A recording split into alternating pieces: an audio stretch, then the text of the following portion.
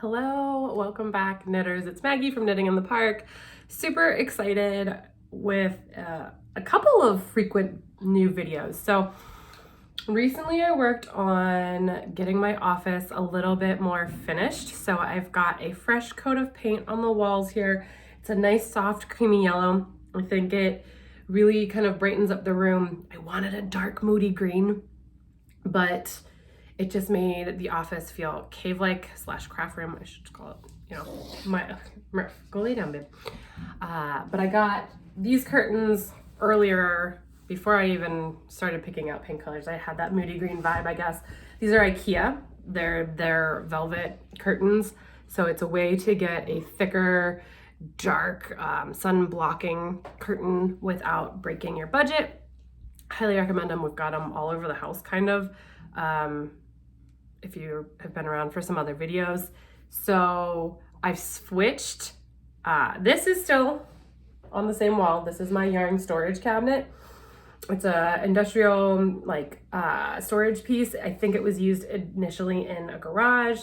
I've got, I think, another video or at least a blog post that kind of details more information about this piece. I absolutely love it. My only thing is I'm gonna try to work on a way to anchor it to the wall.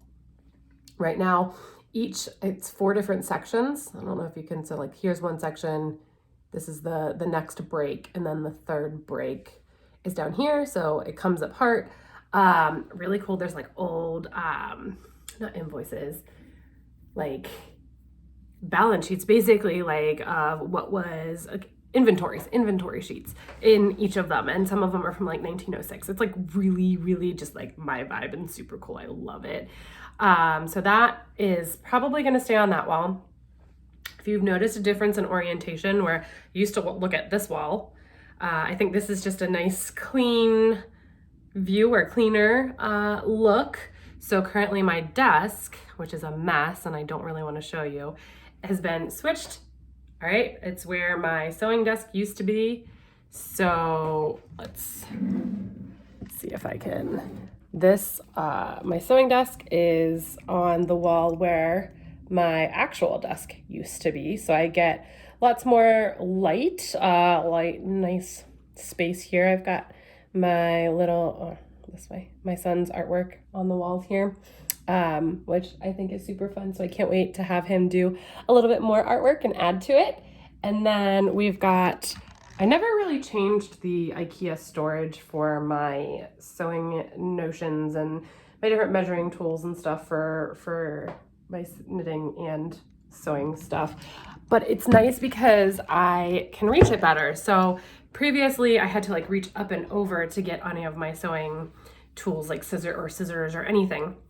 And now I just kind of like pivot and turn and grab it, and it's a lot easier. So, and also I have a lot of floor space here now for blocking my knits, for cutting sewing patterns, just a lot better use of the space, I think. So yeah, because it's cleaner and neater, I've got better lighting. I think it's really coming together. I think there's going to be some more YouTube videos coming. And my childcare is increasing, so I'll have more time. Even though I know a lot of people are saying like, oh, the baby coos and cuddles are so sweet, but it definitely helps free up my hands to have some childcare to make some more things.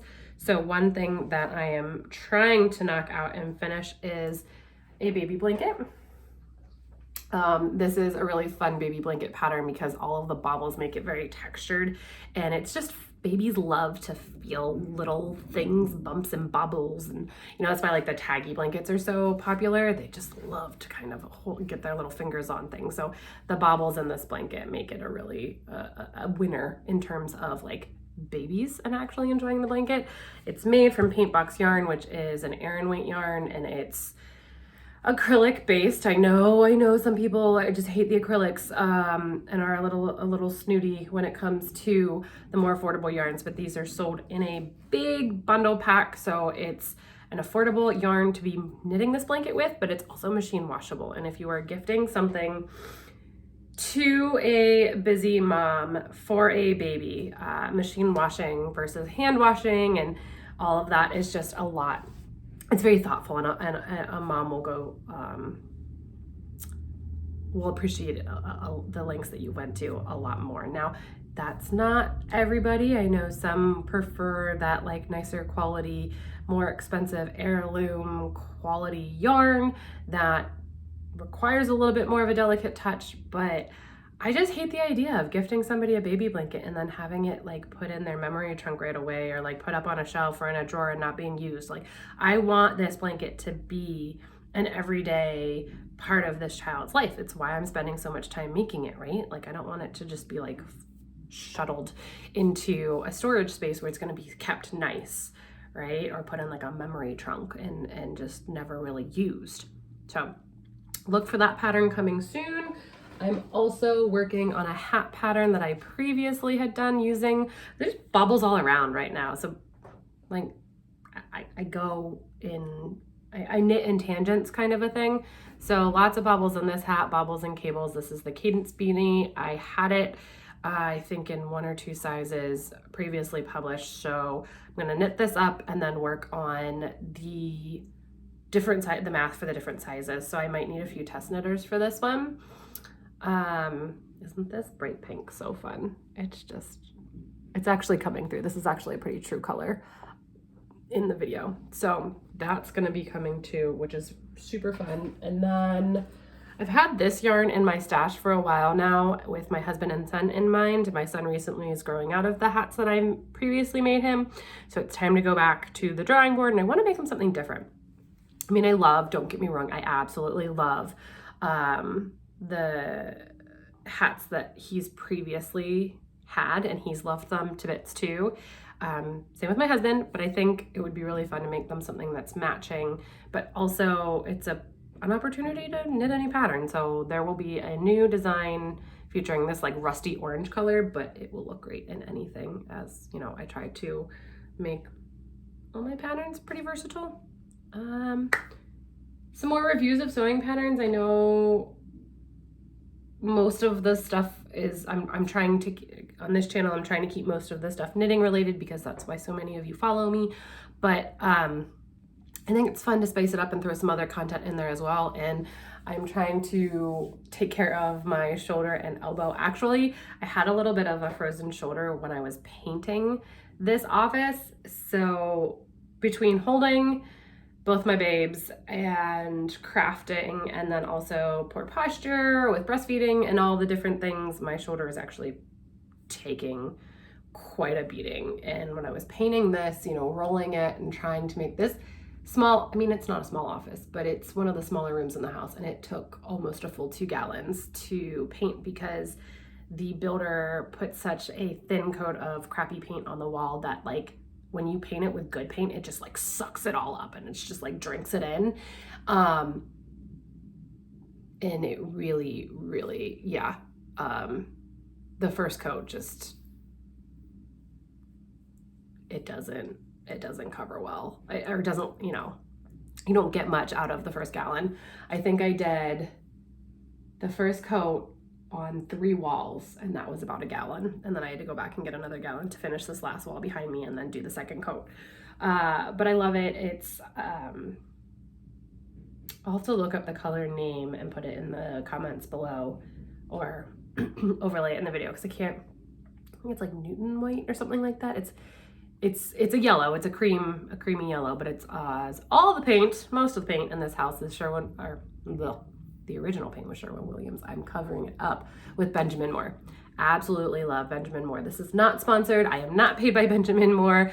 I just absolutely love the quality of the paint, from the way it goes on the wall to the way it holds up to the way the colors last to our local Benjamin Moore store is Colorize of Pittsburgh, and I love their staff. So they are, each and every one of them is a gem and so great at helping me pick out the colors that are gonna work together. I like PPG paint too. I just don't get the customer service at the local PPG store that I do at the Benjamin Moore store. So for anyone wondering why I choose to go back to Benjamin Moore for the house. That's one of the main reasons. But yeah, I'm super happy with it, the way it turned out. I'm excited to spend a lot more time in here. It was getting just like to be a stressful room because I wasn't sure what color to paint it. Painting it was daunting. I had to pull everything down, and it forced me to reorganize a lot of my stuff. So I've got yarn put away more than I had before. I've got fabric stashed better, more organized. I need to steam the curtains. They're a little bit wrinkled still from their packaging, but also just like wrinkled at the bottom from the dog and everything. But yeah, I plan to maybe do a chair, and if I can, somewhere, and maybe another floor-based light for some additional lighting in the office. And it's just becoming like my cozy little nook of the house. I do share it with my husband. He does work in here when he works from home. So I try to keep the desk clean when I'm not in here working. A lot of the stuff just gets shuffled to my sewing desk, which is actually also pretty clean right now.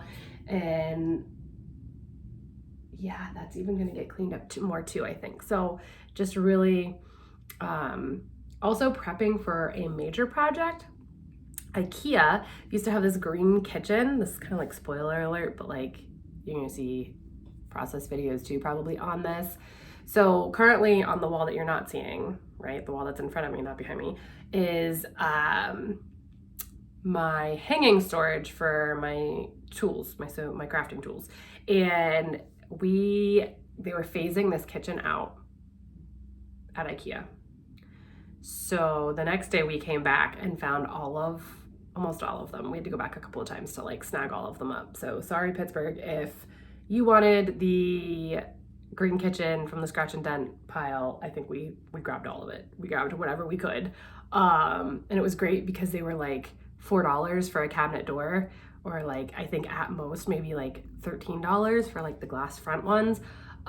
If you've looked at cabinets and priced them out, you know that is ridiculously cheap. Now they are a little bit beat up because they are like the demo cabinets, the demo kitchen. I think they got a little bit more scratched when they were taking it all down and like shuffling it down to the as is section. But so far it's in pretty darn good shape. You might kind of like clean them up, fix them up a little bit, and then build some cabinet bases to make it all work. But I plan to maybe even get rid of this desk at some point and have like a wall of built-ins here, and just have all of my storage like nice and neat and organized and out of sight, so I don't feel like chaotic and stressed out when I come in this room. It'll just be a really nice workspace. And then if somebody else comes into this room to work, aka my husband, or maybe in the future kids doing homework or something like that, there's a space that is always nice and clean for working or crafting or, you know, coloring, whatever they want to do. So that is on the horizon. We're going to be leaning on the expertise and skill of my father-in-law, who is getting set up with his own kind of like woodworking crafting space as well. So yeah, we're still like very much at the drawing board there, but at least we got like the paint color figured out and a better layout, and making this room clean and workable and usable until we get to that phase, because that's going to take quite some planning. And like I don't think we've even gotten all the tools that we need to like make cabinets yet. So yeah, that's going to be, I don't want to say in the distant future, like the near distant future, like not immediately, but it is on the horizon. It's coming. So definitely stick around and stay tuned for that, because that's going to be really fun as well.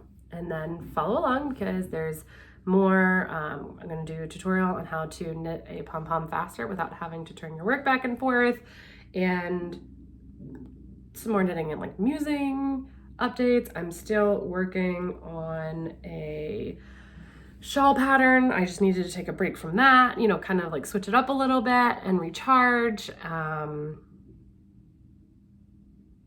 recover from momming.